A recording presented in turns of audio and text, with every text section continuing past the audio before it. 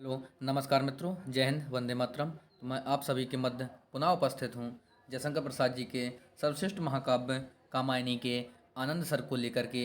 तो चलिए आज हम आनंद सर का काव्य पाठ आरंभ करते हैं, जो निम्न प्रकार है। लिखा है मित्रों, चलता था धीरे धीरे वह एक यात्रियों का दल, सरता के रम्य पुलिन में गिरपत से ले निज संबल।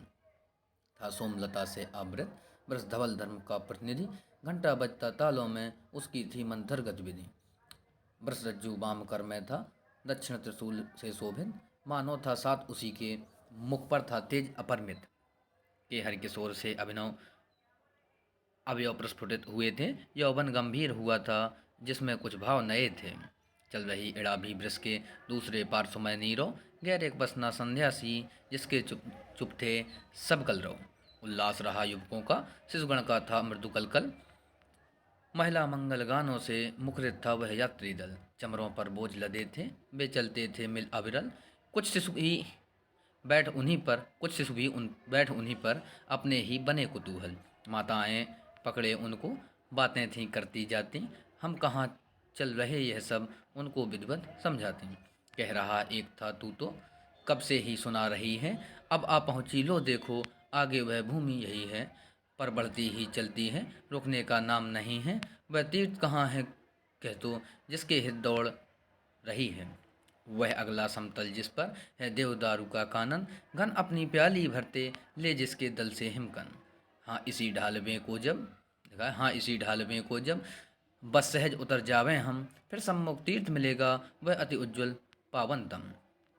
आगे लिखा है, वह इड़ा समीप पहुंचकर बोला उसको रुकने को, बालक था मचल गया था कुछ और कथा सुनने को।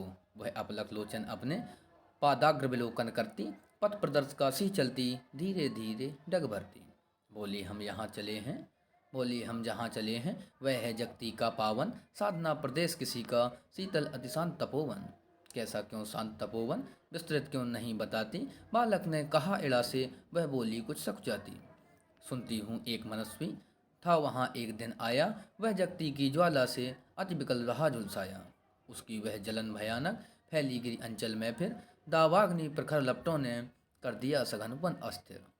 थी अर्धांगनी उसी की जो उसे खोजती आई, यह दशा देख करुणा की वर्षा दृग में भर लाई।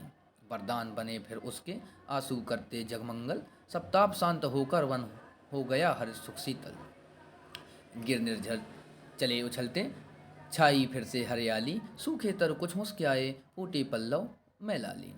वे युगल वहीं अब बैठे संस्कृति की सेवा करते, संतोष और सुख देकर सबकी दुख ज्वाला हरते। है वहाँ महाहृद निर्मल जो मन की प्यास बुझाता, मानस उसको कहते हैं सुख पाता जो है जाता। तो यह वृक्ष क्यों तू यूं ही वैसे ही चला रही है, क्यों बैठ न जाती इस पर अपने को थका रही है। सारस्वत नगर निवासी हम आए यात्रा करने, यह व्यर्थ रिक्त जीवन घट पीयूष सलिल से भरने। इस वृषभ धर्म प्रतिनिधि को उत्सर्ग करेंगे जाकर, चिरमुक्त रहें यह निर्भय स्वच्छंद सदा सुख पाकर। सब संभल गए थे सब सब संभल गए थे थी कुछ नीची उतराई, जिस समतल घाटी में बहती हरियाली से छाई। श्रमताप और पथपीड़ा क्षण भर में थे अंतर्हित, सामने विराट धवल नग अपनी महिमा से विलसित। उसकी तलहटी मनोहर श्यामल तृष्ण भी रुध वाली, नवकुंज गुहाग्रह सुंदर हृदय से भर रही निराली। वह मंजरियों का कानन कुछ अरुण पीत हरियाली, प्रतिवर्ष लिखा कि प्रतिपर्व सुमन संकुल थे, छिप गई उन्हीं में डाली। यात्री दल ने रुका देखा लिखा यात्री दल ने रुक देखा, मानस का दृश्य निराला, खगमृग को अति सुखदायक छोटा सा जगत उजाला।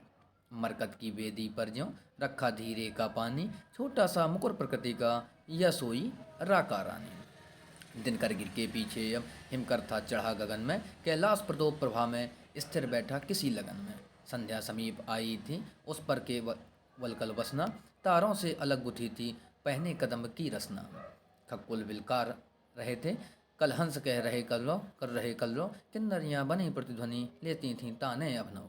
मनु बैठे ध्यान निरत थे उस निर्मल मानस तट में, सुमनों की अंजलि भरकर श्रद्धा थी खड़ी निकट में। श्रद्धा ने सुमन बिखेरा सत सत मधुपों का गुंजन, भर उठा मनोहर नभ में मन तन में बैठे उन्मन। पहचान लिया था सबने, फिर कैसे अब वे रुकते। वह देवद्वंद द्युतिमय था, फिर क्यों ना प्रणति में झुकते। तब वृषभ सोमवाही भी अपनी घंटा ध्वनि करता, बढ़ चला इड़ा के पीछे, मानव भी था डग भरता। हाँ, इड़ा आज भूली थी पर क्षमा न चाह रही थी, वह दृश्य देखने को निज दृगयुगल सराह रही थी। चिरमिलिन प्रकृति से पुलकित वह चेतनन पुरुष पुरातन, निज शक्ति तरंगायित था, आनंद आनंद अम्बुनिध शोभन। भर रहा अंक श्रद्धा का, मानव उसको अपनाकर था इड़ा शीस चरणों पर, वह पुलक भरी गदगद स्वर। बोली मैं धन्य हुई हूँ जो यहाँ भूल कर आई, हे देवी तुम्हारी ममता बस मुझे खींचती लाई। भगवती समझी मैं सचमुच, कुछ भी ना समझती मुझको, सबको ही भुला रही थी, अभ्यास यही था मुझको। हम एक कुटुंब बनाकर यात्रा करने हैं आए, सुनकर यह दिव्य तपोवन जिसमें सब अघ छुट जाएं। मन ने कुछ कुछ मुस्कियाकर कैलाश और दिखलाया, बोले देखो कि यहाँ पर कोई भी नहीं पराया। हम अन्न न और कोई और कुटुंबी, हम केवल एक हम ही हैं, तुम सब मेरे अवयव हो जिसमें कुछ नहीं कमी है। सापित ना यहाँ है कोई, तापित पापी ना यहाँ है, जीवन वसुधा समतल है, समरस है जो कि यहाँ है, जो कि जहाँ है। चेतन समुद्र में जीवन लहरों सा बिखर पड़ा है, कुछ छाप व्यक्तिगत अपना निर्मित आकार खड़ा है। इस ज्योत्सना के जलनिधि में बुद्ध बुद्ध सा रूप बनाए, नक्षत्र दिखाई देते अपनी आभा चमकाए।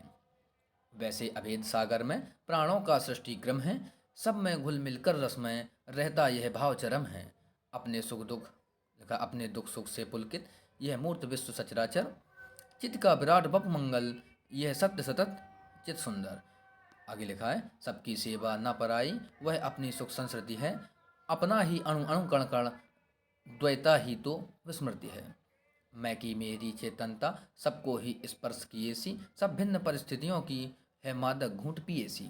जगले ऊषा के दृग में सोले जिसकी पलकों में, हाँ स्वप्न देख ले सुंदर उलझन वाली अलकों में। चेतन का साक्षी मानो हो निर्विकार हंसता सा, मानस के मधुर मिलन में गहरे गहरे धसता सा।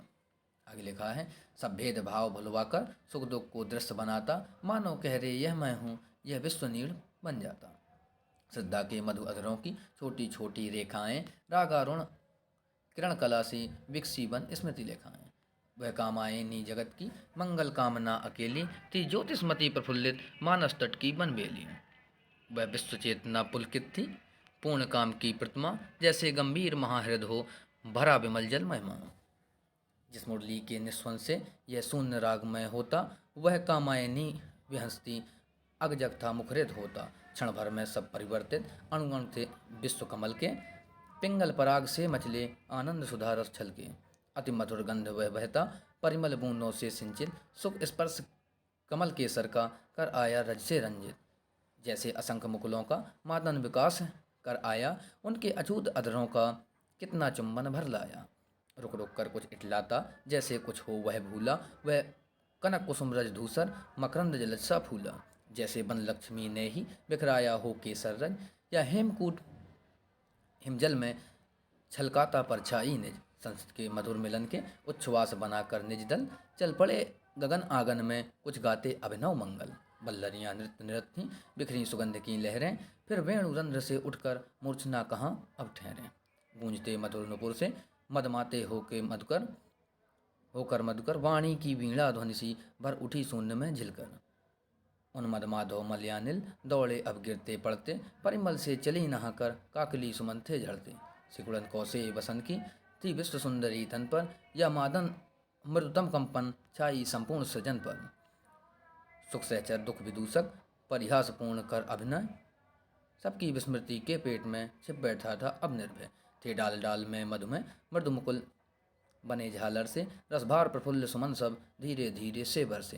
हिमखंड रस में मंडित हो मणिदीप प्रकाश दिखाता, जिनसे समीर टकरा कर अति मधुर मृदंग बजाता।